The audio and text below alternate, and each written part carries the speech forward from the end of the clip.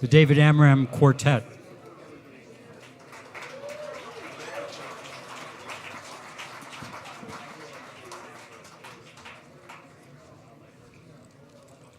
Well, thank you all for coming. As you know, we're honoring the birthday of Neal Cassady.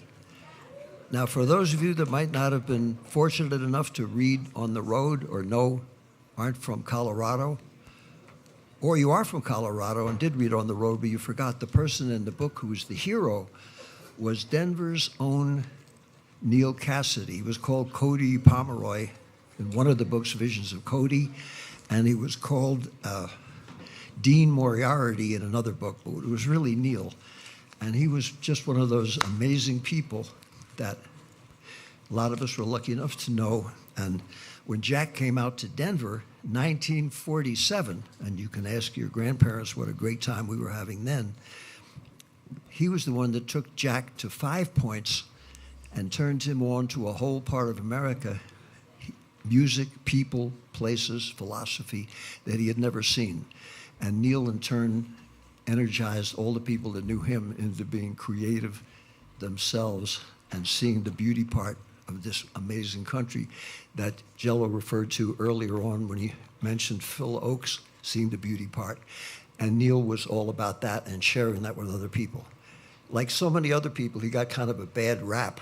And over the years, he's been more and more acknowledged. And now today, 2019, he died in 1968, they have a Neal Cassady Day officially, and the city honors him, and this wonderful Mercury Cafe honors him.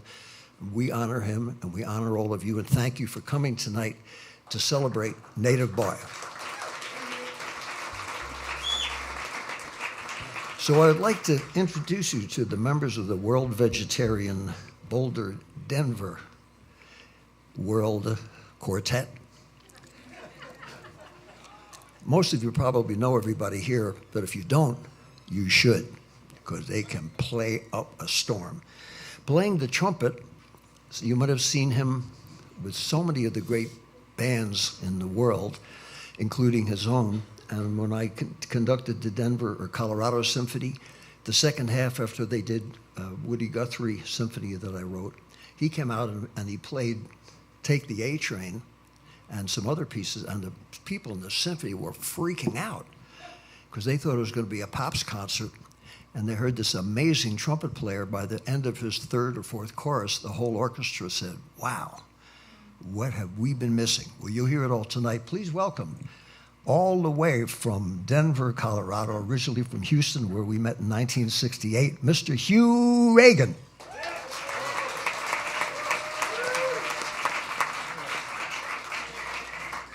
And playing the drums, wonderful musician who came here and played with us last year as a special favor, and he came back again this year.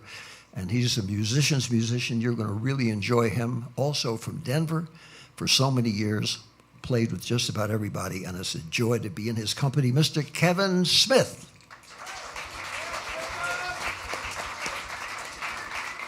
And for my first chance to play with him ever, after all these years, another resident of Denver for so long, a master bass player that all musicians know about, and some are fortunate enough to play with, including me for the first time tonight. What a pleasure, Mr. Larry Henley. Yes.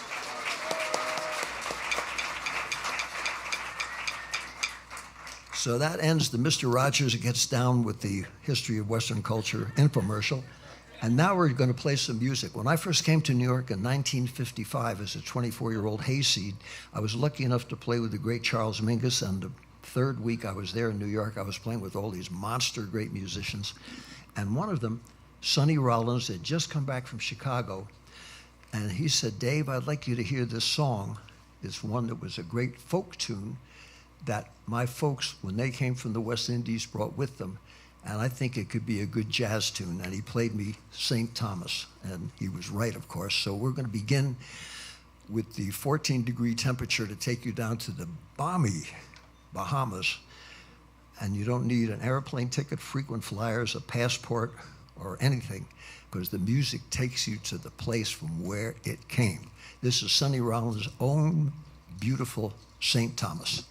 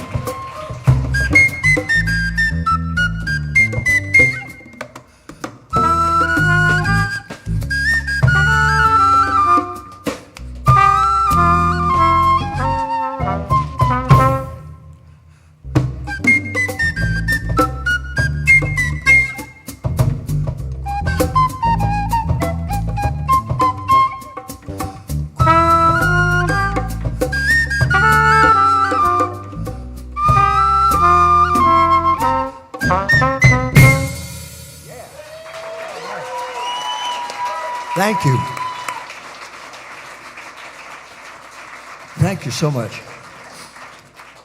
This next piece was written by a playwright who Jack Kerouac loved, we all did, and who Neal Cassady loved, because believe it or not, in spite of all the misinformation in the books written about him and about Neal, without ever having the privilege of either knowing either of them, hanging out with anybody who did know them, or reading what Jack and Neal wrote. They were extremely literate, smart, brilliant guys, and very eloquent. And they appreciated Arthur Miller because he also saw the beauty part that Jello was speaking about in the first half of America, and saw the beauty part in everyday life in all people, and was that kind of person himself, if you were lucky enough to know him. Very warm, observant, and fun to be with, and a supreme hangoutologist. He always spent the time listening, looking, and being with anybody and everybody. And of course, not being a big snob, some people in the literary establishment figured he couldn't be that great because he didn't act like a weird prima donna. And I think the reason why his work, along with Jackson, Neal's, and so many other people's, have survived is because they kept it for real and wrote from the heart and told their story of all the stories that they observed and heard from other people and were able to create their own. This was a wonderful play for which I was lucky enough to write the music way back in 1964. It was the opening of the Lincoln Center Theater in a great suburb of Cheyenne, Wyoming, known as Manhattan. And since the Lincoln Center Theater was supposed to have a repertory company, Elia Kazan, the director, got all these incredible actors to agree to come and be part of a Lincoln Center Repertory Theater. The only problem was they hadn't finished the building. So the first 3 years of the Lincoln Center Repertory Theater, we were right down in the heart of Greenwich Village. And rather than having to go to Sardi's after the performance to hear the traditional death expressions that you receive in those circumstances, "What are you doing next?" Or even worse, "Why should I know you?" Nobody really cared in the village. You were just judged by how you behaved with others and not who you were supposed to have almost been if you hadn't been the miserable wretch that you were. It was really nice. It was a nice place to hang out, and still is, believe it or not. And the stars were not the celebs. It was the waiters, the waitresses, the bartenders, some of the painters who had sort of hit it big, and all the people who came from all around the country to find a refuge in the concrete jungle, and also during that particular period to be able to see some of the wonderful people and just hang out and have a good time. And so the Lincoln Center Theater was a center for that place where it was already nice to be at, and we all had such a great time. And then when it moved uptown, it tanked after about a year or two and collapsed. But during those 3 years, I was lucky enough to write the music for this play. Some of you who might have read Bob Dylan's chronologies remember that he mentions in a snowstorm at a local greasy spoon in the village, seeing the poet Gregory Corso, good friend of Neal's and Jack's and myself, in a snowstorm walking with me. And I had snuck Gregory into a rehearsal of After the Fall, which he enjoyed. And this was a little waltz that I wrote for that play, which is now shown around the world as a play. And the music has survived the test of time. And of course, this will be the long, unexpurgated Denver cafe version here of the beautiful Mercury, about 20 times longer than it was in the production. Otherwise, it would have closed it down and fired me. So this would be the organic, one-time only version, and we hope that you can enjoy it. It also has some audience participation, which would not only maybe fired, but banned from the theater forever. But this is what happens with music. If you play it long enough, it gets bigger and hopefully better. So we're happy to play it for you now, the waltz from Arthur Miller's beautiful play, After the Fall.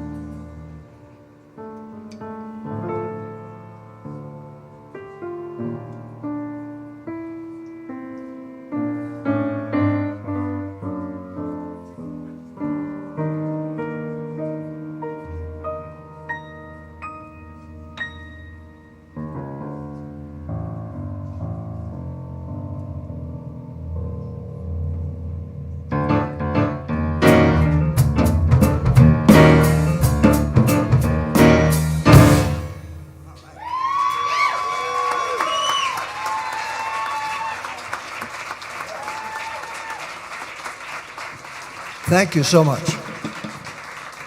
Well, we'd like to do something that you might have heard before, and this was by someone who wrote a book, wonderful book, as well as some wonderful songs. It was a great poet.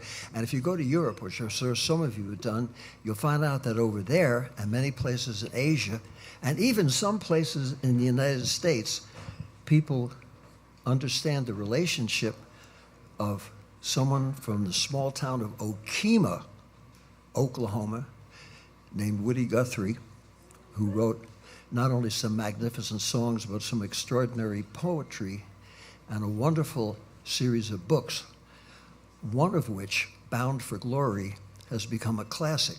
And both Jack and Neal read Bound for Glory, and believe it or not, Woody also appreciated Jack Kerouac's writing. And you'd have to go to his family to find that out, which I did, because I knew Woody in 1956 when Ahmed Bashir, who was a friend of Sonny Rollins, and Mingus, whom I was playing with, and Charlie Parker, who had passed away in 55.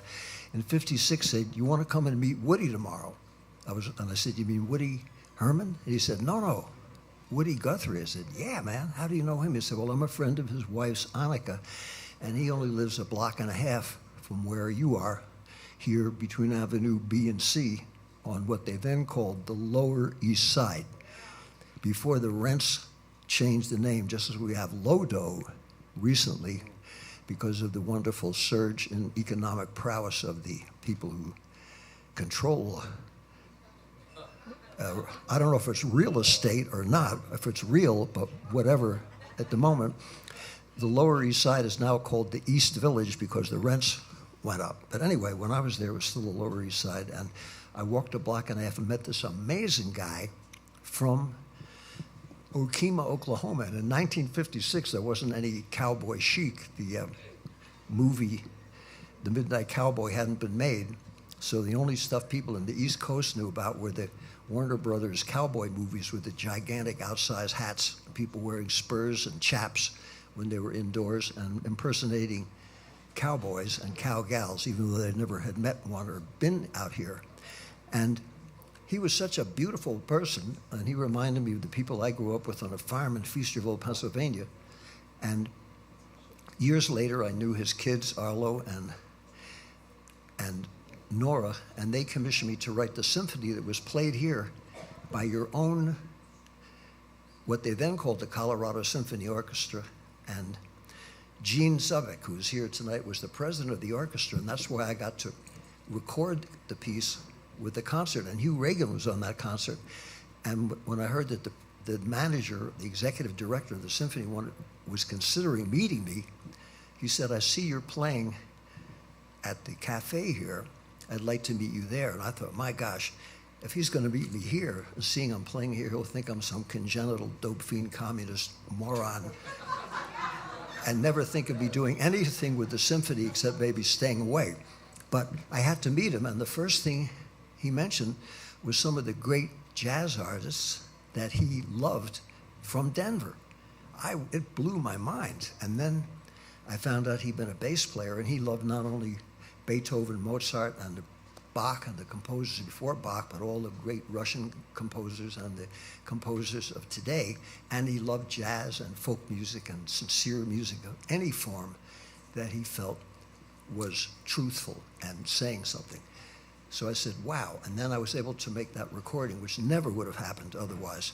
And Nora and Arlo, Woody's daughter and son, agreed that rather than going to Eastern Europe, where they pay the people $5 a day for the slave labor outsourcing, since this was a generically American piece by a composer who stood up for unions of working people, we would wait till we were old or expired, and then eventually someone would do it here. And sure enough, thanks to Gene, who's here tonight, we were able to make this recording, and it gets played with different orchestras around the world and played on the radio almost every place except here.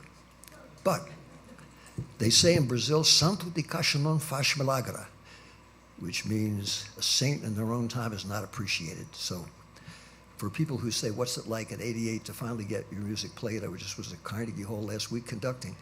I said, the New York mantra is, "What's the rush?" So If any of you are writers, painters, poets, or want to go to law school or work for the astronauts or anything, and you get a rejection slip or no reply, remember Moses was in the desert 40 years, so you're right on schedule. And this is a piece of Woody's that we'd like to do for you now, and it uses an instrument called the hulusai. And when I was in Chengdu, China, I heard this beautiful instrument, and I said, wow. The hardest part of playing the hulusai is remembering where you put it. This is the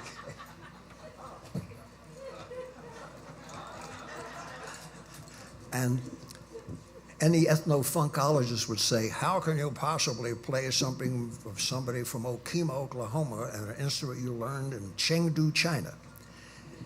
And the answer is very simple, just to try to feel what's right. So this would be, I think we played it here last year, and this is Woody's song, and Arlo told me that Woody would use as many as 4 or 5 different melodies a week, as long as you got the words right.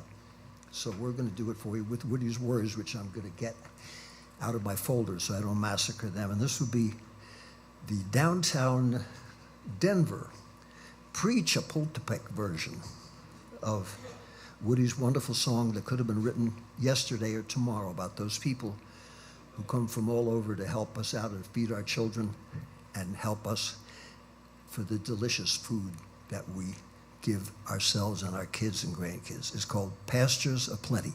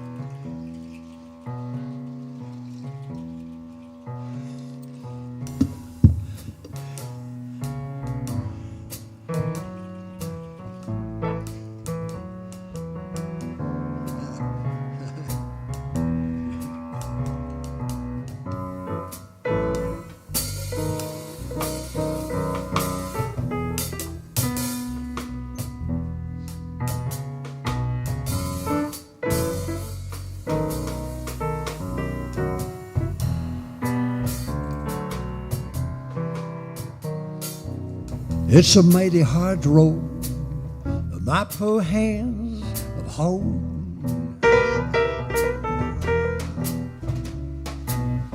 My poor feet have traveled a hot, dusty road. And out of your dust bowl, I'd westward re-roll.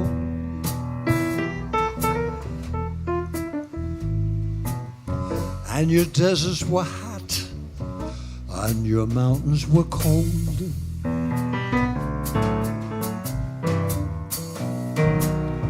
I worked in your orchards of peaches and prunes.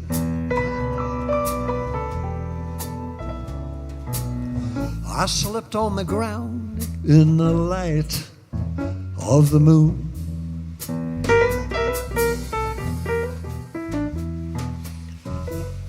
On the edge of the city, you'll see us, and then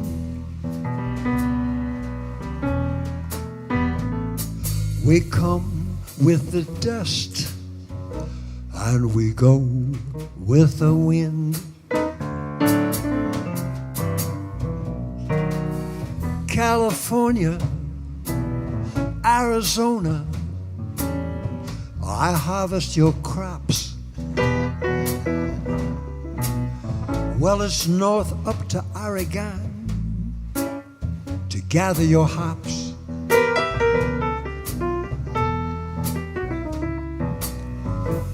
Dig the beets from your ground, cut the grapes from your vine, to set on your table for your light sparkling wine.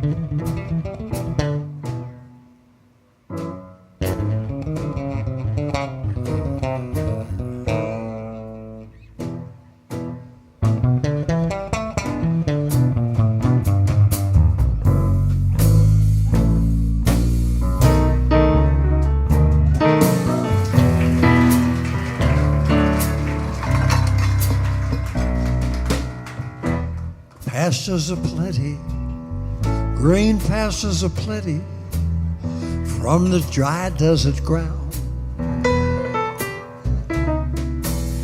from the Grand Coulee Dam, while the waters run down.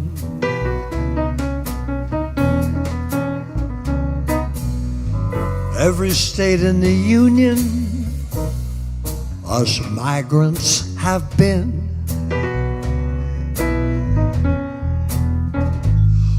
We'll work in this fight, and we'll fight till we win.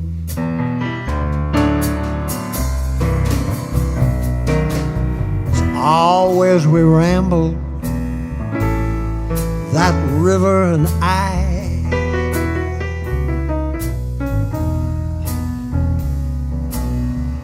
All along your green valleys we will work until we die. My land I'll defend with my life if it need be.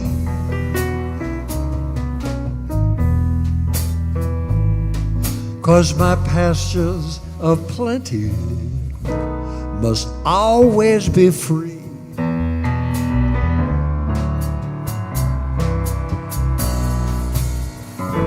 My land with my life I'll defend if it need be.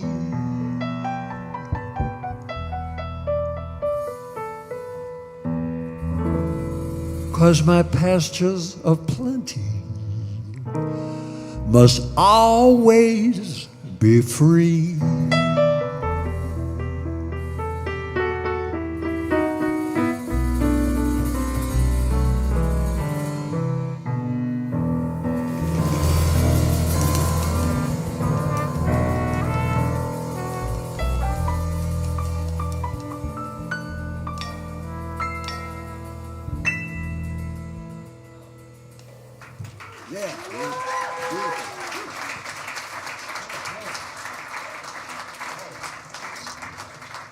Thank you. That was by Woody Guthrie. And like all beautiful music from Bach and Mozart right up to the latest things written by some 14-year-old genius somewhere in the great American plains, it will always be modern, always be hip, always be relevant, and always be beautiful. Because the greatest 19th century rapper from the United Kingdom named John Keats said, "A thing of beauty is a joy forever." And did he ever get that right?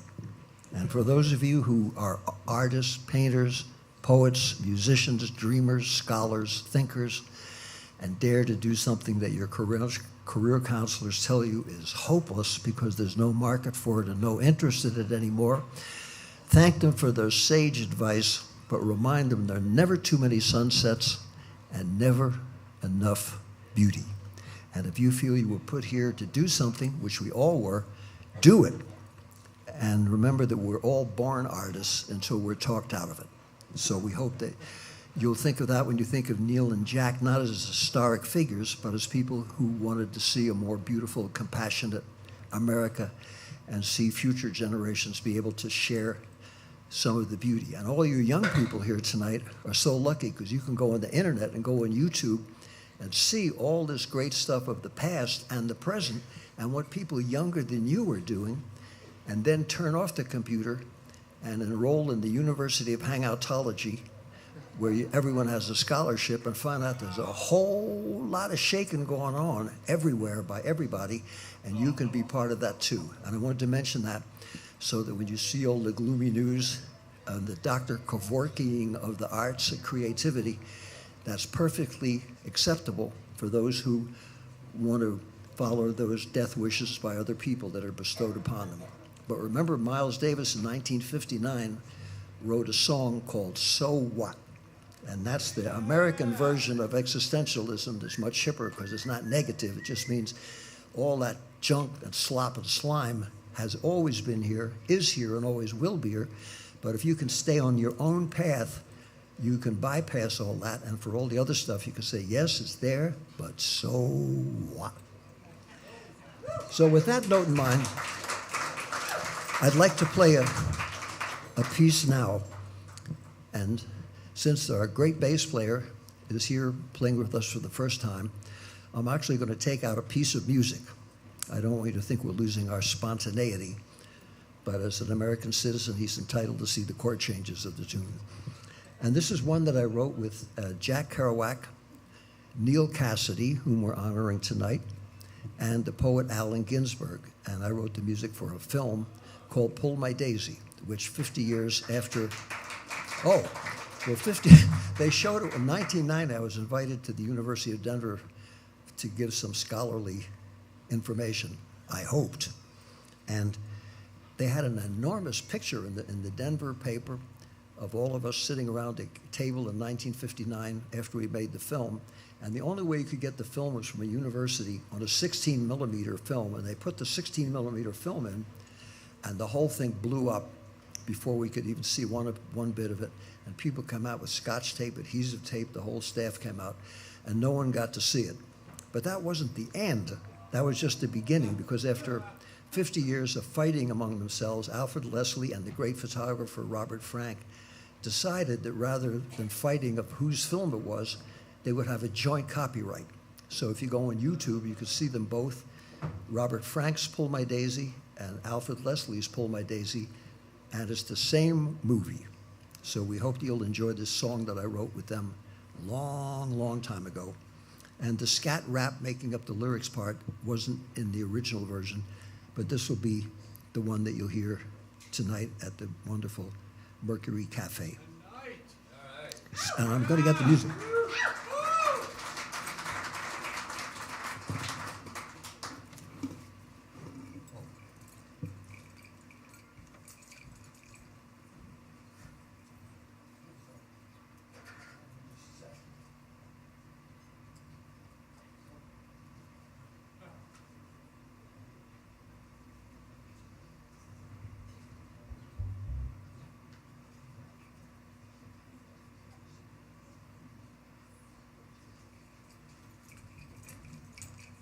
Ladies and gentlemen, that's what they call in the symphonic world a brief rehearsal. And also, if they're still here, some of the people who, especially for you young folks, who you and your parents and several generations have been, as Jello mentioned in his wonderful talk, have been penalized by the tyranny of payola, miserable broadcasting when there was a music industry that was able to decide what everybody was supposed to hear for a week before it went in the trash can. But there is a station here that doesn't operate that way, contrary to the sage brilliance of people who said, jazz is dead. I came in 1990, and they had a wonderful community station right in 5 Points called Cuvo. And Arturo Gomez is here, and so many of the people, Carlos Lendo's now in Cuba visiting or doing some work there. He would be here. And Tina Hernandez and Robert Franks, some of the people who were there at that time are still there, all these 29 years later, or whatever, I guess it is, 1990, wow. And a whole wonderful staff. And this is the #1 jazz station in the country, and is streamed all over the world. And you can hear it right in Denver. And if you go out of Denver and you have a computer, you can hear it anywhere and hear the most amazing music 24 hours a day by people who love the music. And there's all kinds of great young groups in Denver, including high school bands. And instead of having to go to New York and live in a rat hole for 40 years so they can get a gig for one day, they can be right here in their hometown and play and be heard on the radio. And these wonderful musicians tonight are all located here in Denver. And it's a joy to be able to play with them. We should have a big hand for these three guys because they're such great musicians.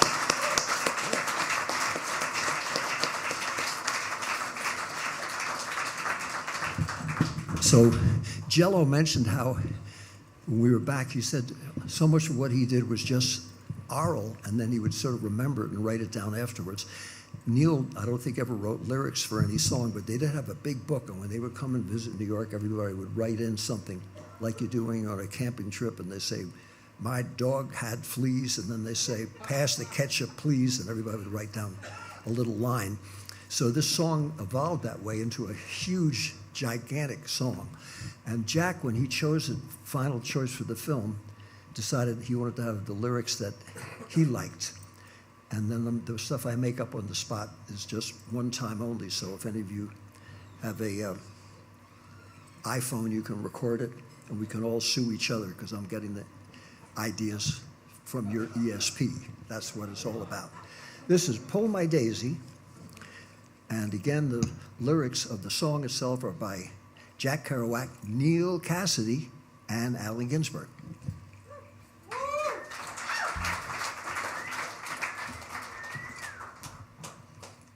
Well, we're so glad that all of you are here tonight, and you must all feel mellow, especially after sitting back and hearing the wise words of Mr. Jello.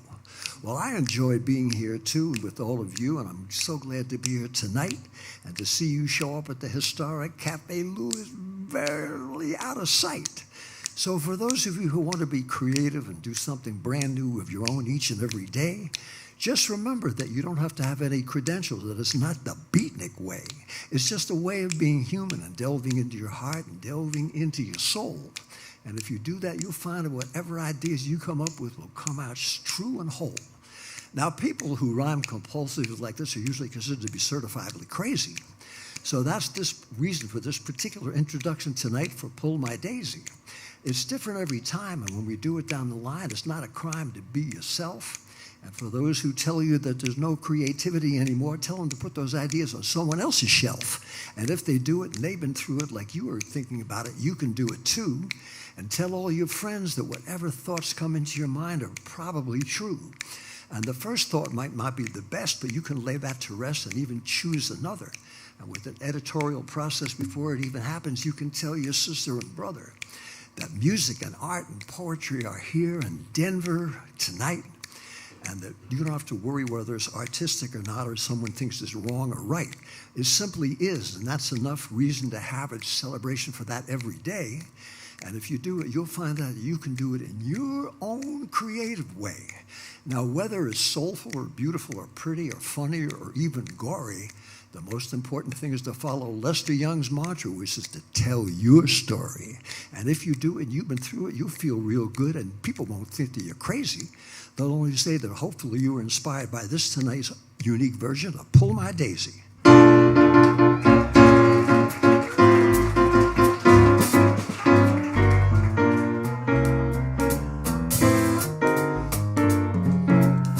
Pull my daisy, tip my cup. All my doors are open. Hop my heart for coconuts. All my eggs are broken. Harp my heart song, harp my light. Sorrows hold me steady. Hip my angel, harp my light. Lay it on the dee-dee. Harp my heart song, harp my light. Sorrows hold me steady. Hip my angel, harp my light. Lay it on the dee-dee. Well, when Jack and Neal and Alan and I wrote this song way back in 1959, we never thought that all these years later, too many to count, that we'd be here and feeling so fine. So we thank all of you for coming to the cafe. You'll be relieved that I don't have too much more to say. We got some cats here who can really play, and that's what we're going to do for you. So the next time you go into the closet and find you got a banjo, a guitar, a saxophone, don't mind. Take it out and blow a few notes and find that you too could be creative, and you will define what it's all about. Because music means you don't have to holler and shout. And if you're worried about that, you could just sit back and say, tonight I heard Hugh Reagan play.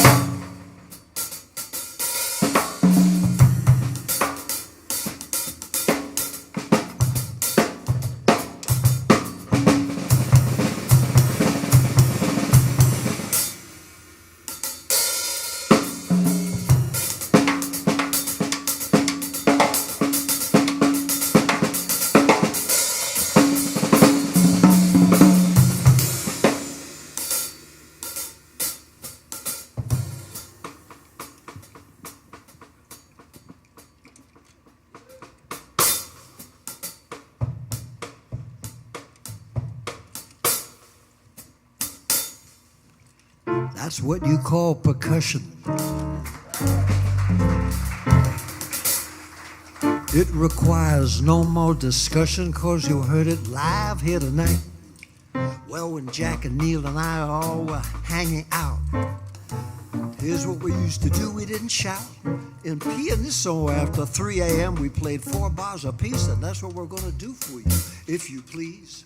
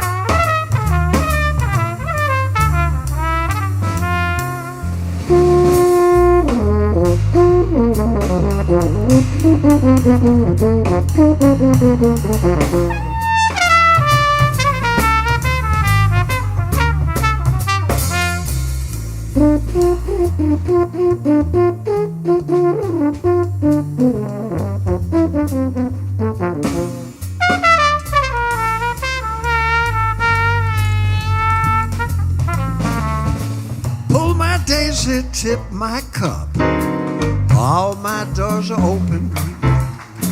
Hop my heart for coconuts, all my eggs are broken. Harp my heart song, harp my light, seraphs hold me steady.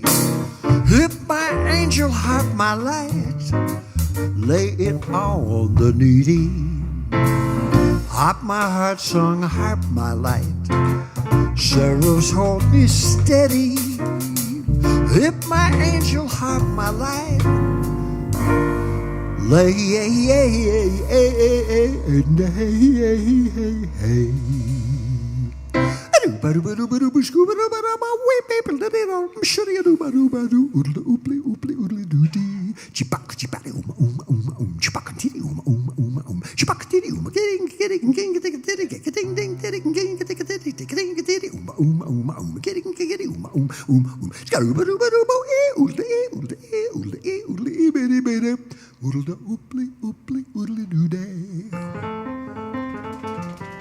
That's the way they used to scat singing down here in Five Points when you were on Welton Avenue, just 2 blocks from the place where everyone used to hang out and the musicians used to play.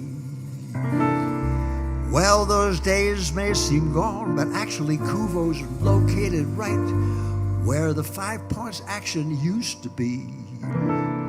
Now all these laters, you can hear the music that was initiated there for all the world to hear. And people even today, when they have the jam sessions all over town, except for Saturday and Fridays and Saturday nights when they got some business, is the place to be. Well, Jack, who really never heard jazz even on Moody Street till he came to Denver in 1947, and Neal Cassady, whom we're celebrating tonight, hipped him to the scene. And his father told him long before that There were many places in the world he should have been, and he said in French he was a good French Canadian, and Jack, an obedient boy who didn't speak English till he was 6 years old, always did what his father told him to. So Jack said, Mon cher Jackie, si tu restes ici toute la vie, sûrement tu seras obligé comme ta mère à travailler toute la vie dans un factory, which means, man, you better get out of Lowell Town or you're going to end up working in a factory like your mother did all your life and never experience anything at all. So Jack, with his great football skills, had his academic scholarship, which was extraordinary, got accepted into prestigious pre-university Horace Mann.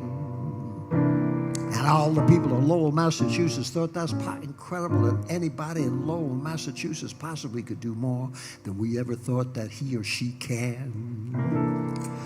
Well, he got accepted into ivy-covered, prestigious, top 5 exclusive Columbia U. And on his football athletic scholarship, along with his great English scholarship, because he was a grade A student in that too.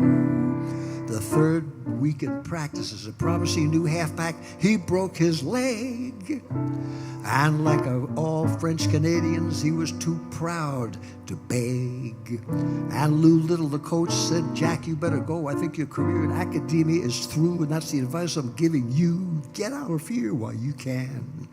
So Jack gave up, had all types of funky day jobs like we all did way back then.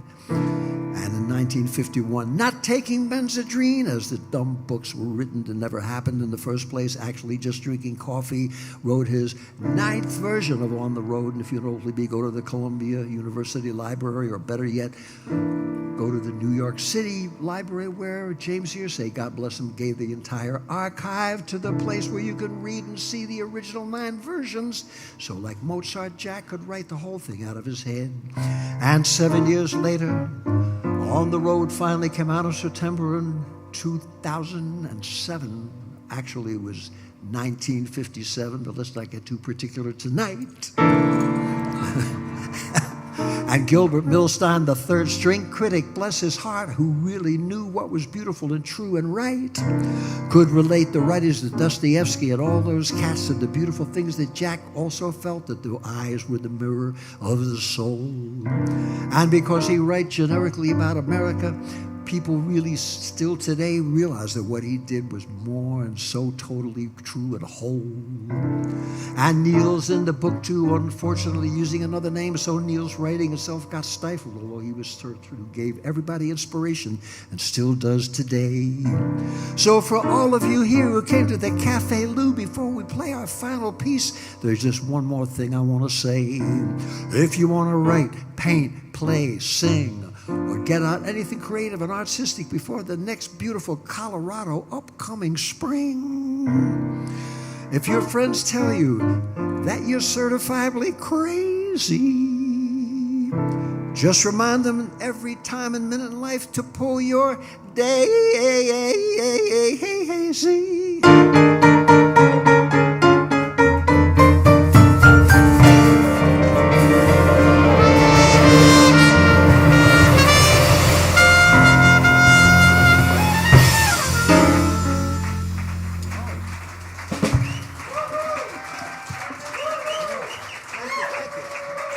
Thank you so much. Well, since people say that brevity is the soul of wit and time is precious, we're going to coming into what they call L home stretch.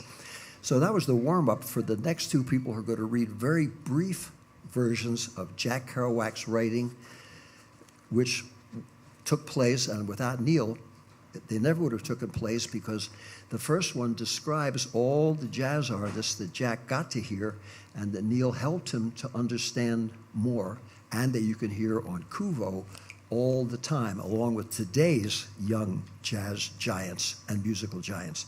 And to read it is someone from Kuvo who has a wonderful program on there about poetry, which is really pretty terrific. And we would like to really welcome him. I was on his show this afternoon, and we thank him and thank Kuvo for all they do to make Denver a cultural center, just by their wonderful radio programming, along with your great symphony orchestra and the theater companies and all the poets and art shows and everything that's happening here. country music and jazz and folk music all make Denver an extraordinary place.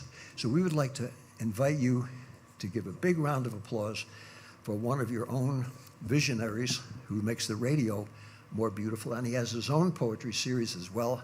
I'm sure you all know him and enjoy his poetry, and he's going to read Jack Kerouac, and then we're going to have a surprise mystery guest who's the person that got me to come here in the first place after him. But please welcome to read Children of the American Bop Night from On the Road, a brief summary of the history of jazz in one page, Mr. Andy O'Leary.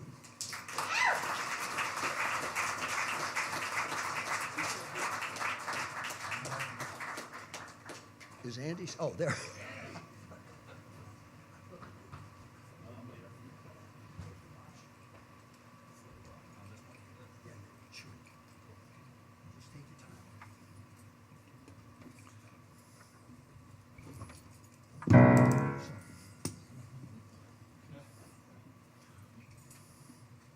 Children of the American Bop Night. Once there was Louis Armstrong blowing his beautiful top in the muds of New Orleans.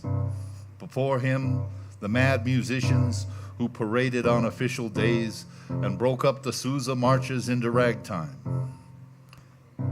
Then there was swing, and Roy Eldridge, vigorous and virile, blasting the horn for everything it had, in waves of power and logic and subtlety, leaning to it with glittering eyes and a lovely smile, and sending it out broadcast to rock the jazz world.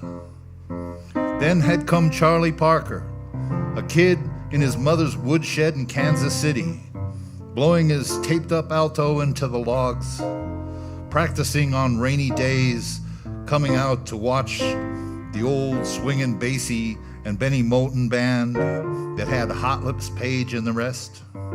Charlie Parker leaving home, coming to Harlem, and meeting Matt Thelonious Monk and Matter Gillespie. Charlie Parker in his early days when he was flipped and walked around in a circle while playing. Somewhat younger than Lester Young, also from KC, that gloomy, saintly goof, in whom the history of jazz was wrapped, for when he held his horn high and horizontal from his mouth, he blew the greatest. And as his hair grew longer and he got lazier and stretched out, his horn came down halfway, till it finally fell all the way. And today, as he wears his thick-soled shoes so that he can't feel the sidewalks of life, his horn is held weakly against his chest, and he blows cool and easy get-out phrases. Here were the children of the American Bop Night.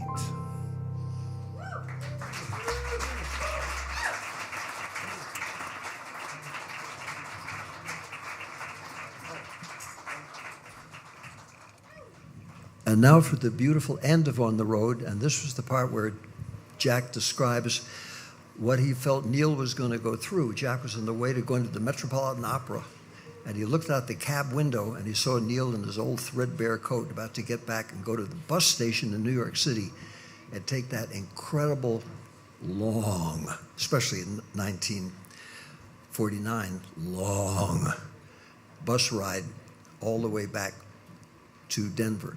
And I was going to take that same bus ride because when they said that there was going to be a government shutdown and the airplanes in New York City said they were going to shut down, I figured, man, I'm not going to miss a gig. At 88, I never missed one in my life yet. And I didn't think I could drive that far. I mean, I could, but I didn't know if my car would make it. So I thought I would take the same bus Neal did, and I was trying to gear myself up mentally to be in tune with that. And then I remembered the Midnight Cowboy. And I said, suppose I croaked on the way on the bus.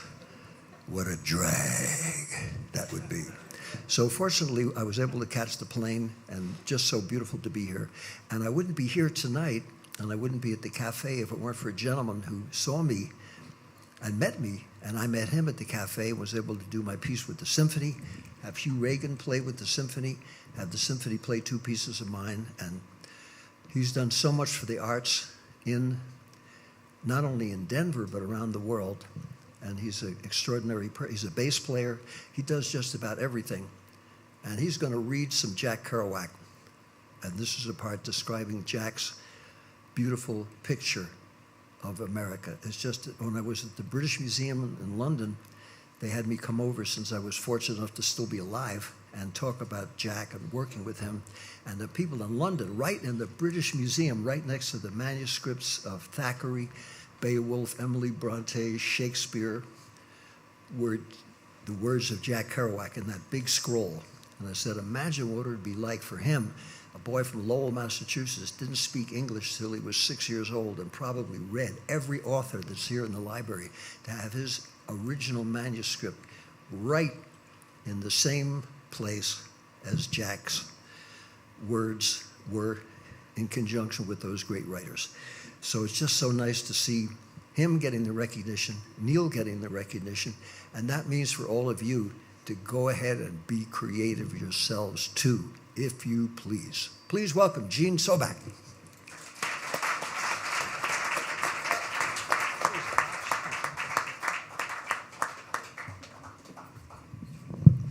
Thank you, David. Thank you, Jello.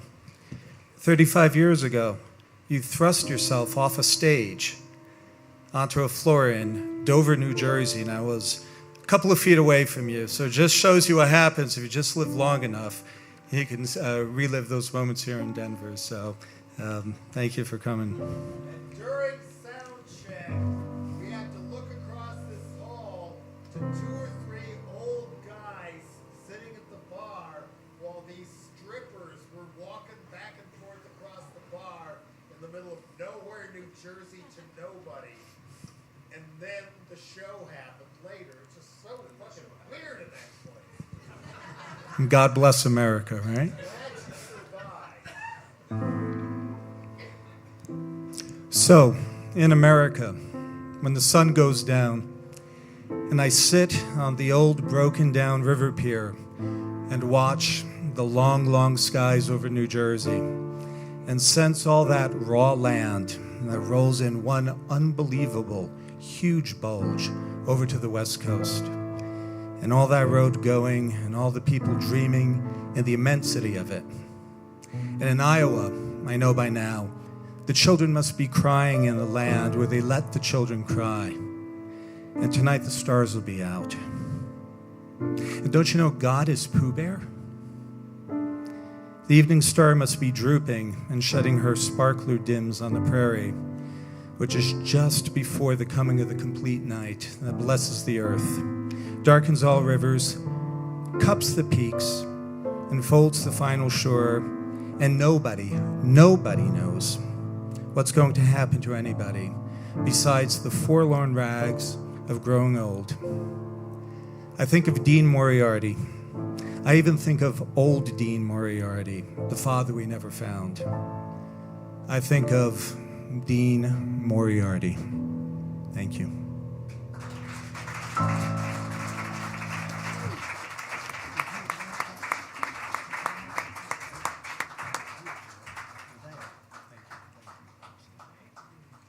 This is 45 seconds of what Jack Kerouac himself said when he was interviewed after the word beat, the expression of a non-existent social movement, because I never knew I was part of that till I read about it in 1994 at a scholarly convention.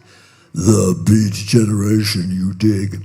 Or beatnik or any of that stuff. That's fine, and we're all in favor of merchandising and people having a good time and wearing costumes, and if it's enjoyable, that's cool. However, since Jack himself was the person who was the engine that pulled that train and was the person who inspired so many other people, this is what Jack said himself when he was asked about beat.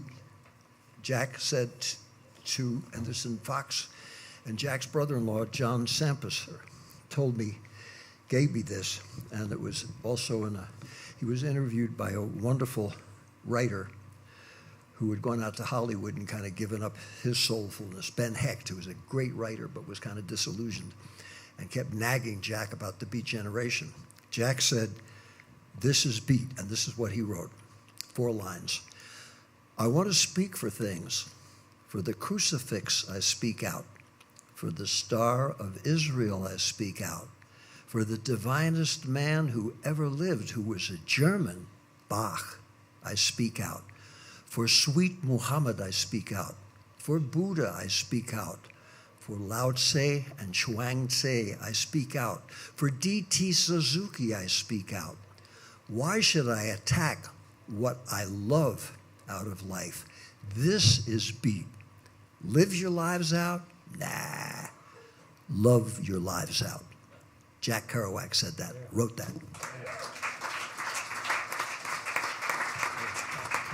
So, since we realize that we don't want your sacroiliacs to be destroyed by sitting too long in one place, unaccustomed as we are to ending on time, we're going to do one more song. If you'd like to get any of my books, the one I wrote about collaborating with Kerouac, and my first book, Offbeat, for which Jack wrote a squib, believe it or not, and my last book, Upbeat, 9 Lives of a Musical Cat, they were all published here by Paradigm Press, and the person who was the publisher and helped me edit and is working on my 4th book, David Amram, the next 80 years.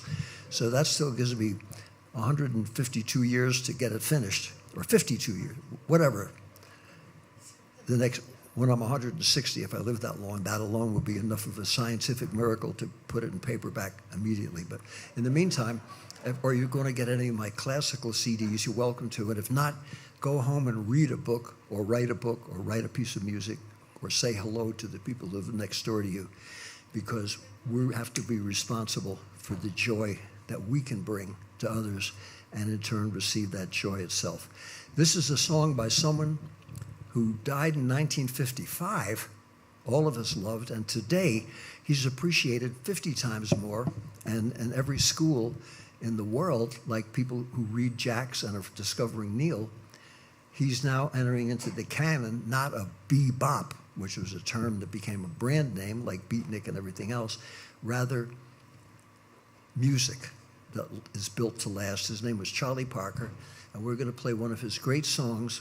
When I met him, 1952, I was 21 years old and just about to turn 22. And I said, Bird, what's it like writing a song so long ago? Because he'd written it in 1945. That was a third of my life back then, so to me, that was a long time ago. He said, no, he said, 1952 today, 1945 then, doesn't make any difference. He said, now was, is, and always will be the time, because now is the right time.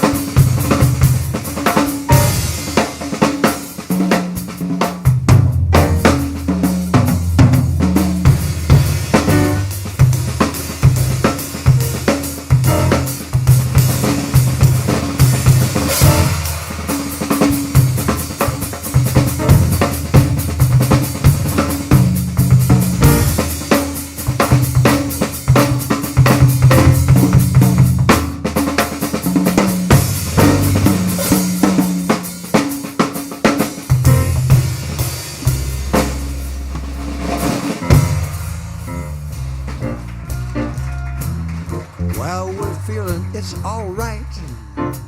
And we hate to end this song. We gotta say good night. Well, we gotta applaud these musicians right here for bringing us such beautiful cheer. They're gonna play 12 bars apiece when I announce them to say adieu to you all. It was the great Clarence Frogman Hendry used to say, the old clock up on the wall says it's quitting time, you all. So we're gonna do it, we'll be through it, and we'll sell all of you. We're so glad that you could come to join us too. Well, on the trumpet, a young man who's applying and just about to get his PhD.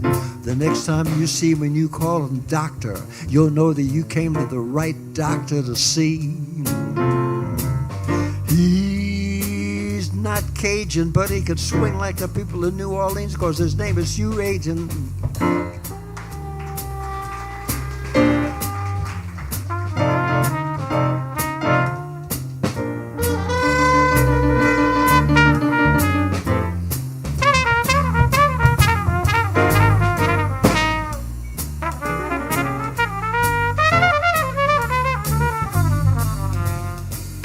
Well, that was Hugh playing for all of you what he can do so well. Well, if you have a glass of that fine wine from this wonderful cafe, you'll have a story you can tell. You don't need to buy yourself a bottle of expensive Shenley. You can just hear 12 bars from the master of the bass, Mr. Henley.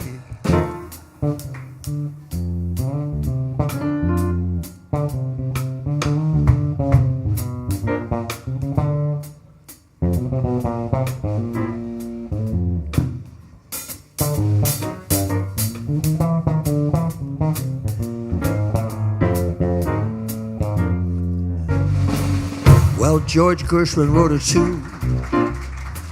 He called it I've Got Rhythm, Don't You Know? Well, helping us out rhythmically throughout the night and for every place that we're going to remember it, every place in the world that we go. He's such a joy to play with. Let's hear 12 bars from Kevin Smith.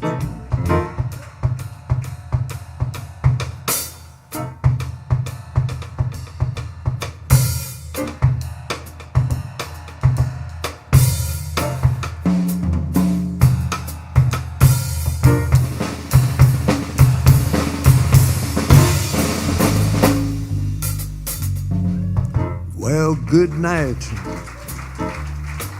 Good night, ladies and gentlemen, too. We hate to rush off when the party is swinging, but we want to wish all of you joy for every bit on the line. And remember that only each day now's the time.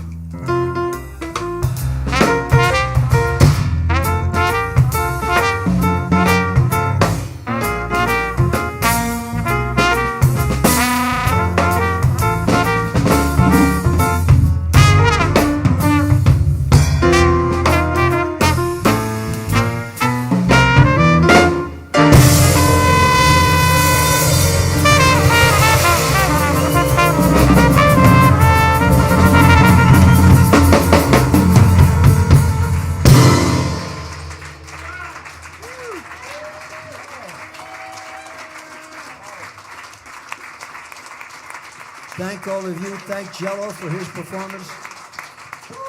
Thank Mark for putting this together, and thank for this beautiful cafe that's an oasis. An oasis. We're glad to be here. Be creative.